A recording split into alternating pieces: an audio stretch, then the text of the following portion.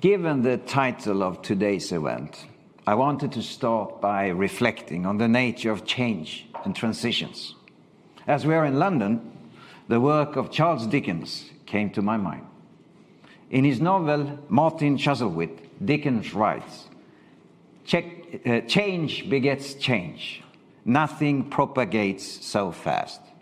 The mine which time has slowly dug beneath familiar objects is sprung in an instant, and what was rock before becomes but sand and dust." To me, this quote explains the unstoppable dynamics of change. How one thing will lead to another until something that is transformed into something new. It's easy to become a passive actor in a changing world. However, the world around us is in peril. The impacts of climate change are felt around the world, and despite countries updating their pledges at COP26, we could reach 2.4 degrees of global warming in this century. The latest assessment of IPCC found that many of the impacts of global warming is now irreversible. But we still have a brief moment of hope, a window of hope. So we can conclude that there is no time for further delay, no time for passive actors. We need to speed up an urgent transformation to decarbonize our planet. But how do we deliver on that transformation? 9 months ago, we could not have predicted that energy prices would increase by 4 times as they have. We could not have predicted that they would stay at such high levels for so long. Neither did any of us want to believe that war would return in Europe, changing people's lives and the energy landscape so drastically. My name is Håkan Agnevall. I'm the CEO, President of Wärtsilä, and it's a privilege to speak to you here today. At Wärtsilä, we have a long-term vision for the transformation of the energy and marine industry, a sea change that has only become more urgent and more relevant following the events of recent months. Today, I will present that vision and some thoughts about the path how to get there. I will explain the cost, security, and carbon case for accelerated climate actions and what that means for policy making, both in the short and long term.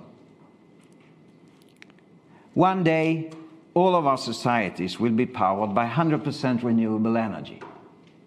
The future of the planet is depending on us achieving this. However, we face a challenge. The energy infrastructure, which we have relied upon for generations, has to transform without disrupting supply. In other words, we need to shift power generation towards renewable energy while we ensure that the lights stay on. At Wärtsilä, we have been preparing for this moment for decades. With deep expertise in power system modeling, we enable customers, cities, and countries to find their optimal future-proof energy mix. We balance the grid with our market-leading flexible power plants and energy storage systems, while preparing for the sustainable fuels that will provide the final push to 100% renewable energy future. At Wärtsilä, we have systematically built expertise in power system modeling to understand the optimal solution for future power systems. What we have found is that careful planning of the future energy system can save billions of euros and drive rapid reduction of CO2 emissions. Ahead of COP26, we launched our front-loading net zero report, demonstrating how global energy systems can be transformed to avert climate change. It offers a blueprint for every country to achieve a net zero power system before 2050 or even 2040.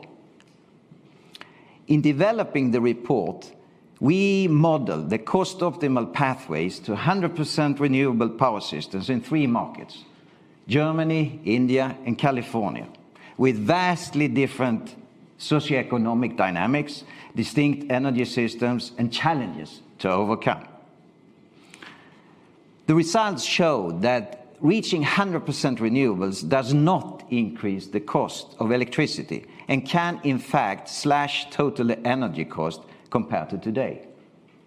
To give you one example, India's energy system could realize transformational energy savings to power economic growth.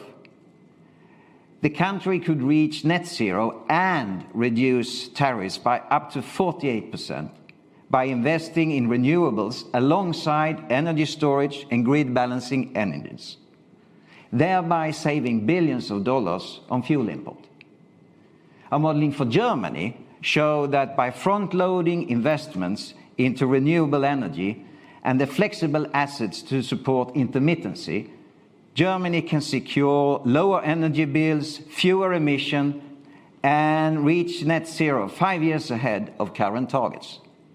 Reaching net zero by 2040 could reduce the total cost by 34%.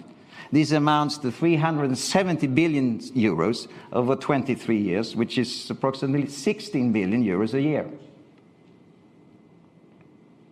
We have found that the path to achieving net zero is similar in every market.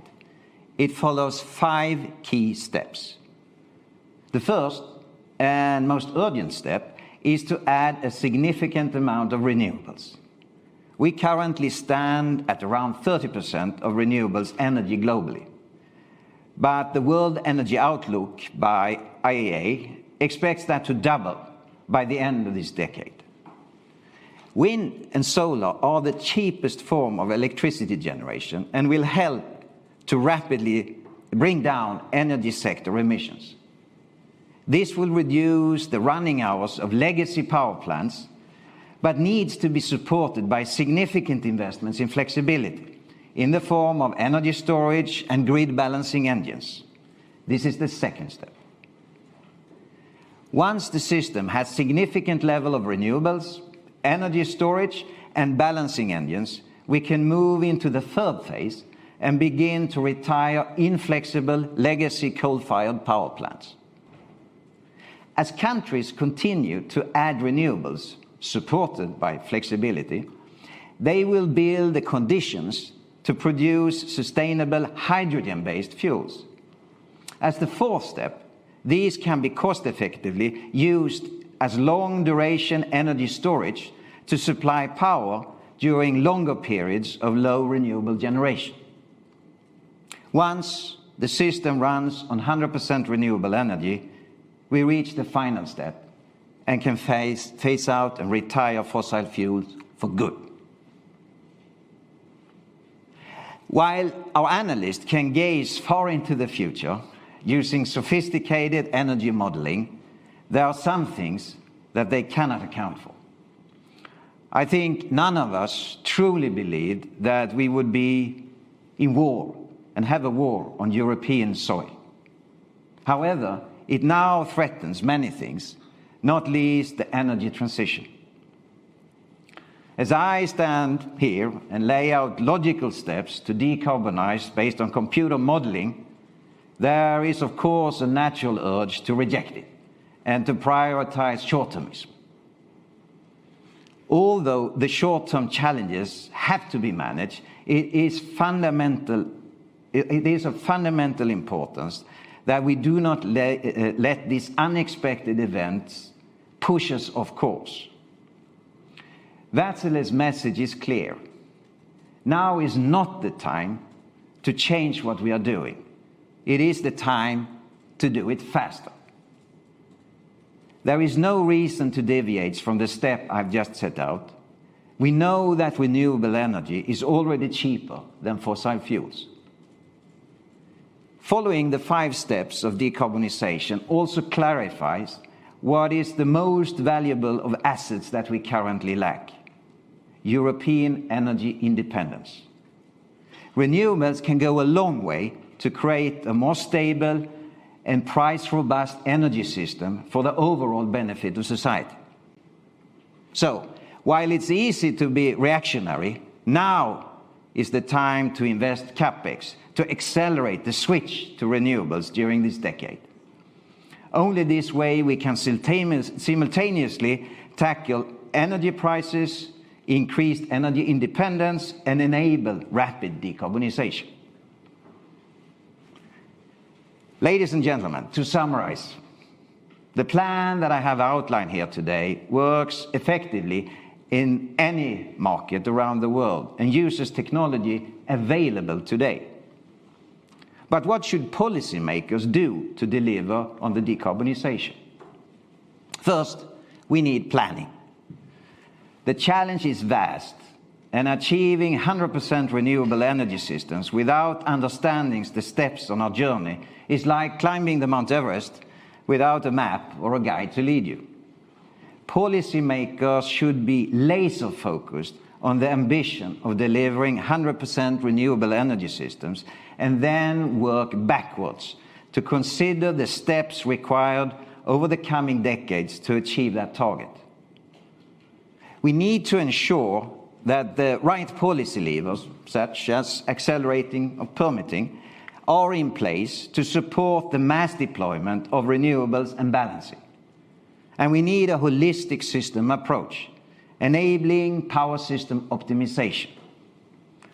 Only by driving forward the renewables agenda can we overcome our current energy crisis, increase energy independence, and create a greener and safer world. Thank you very much for your time.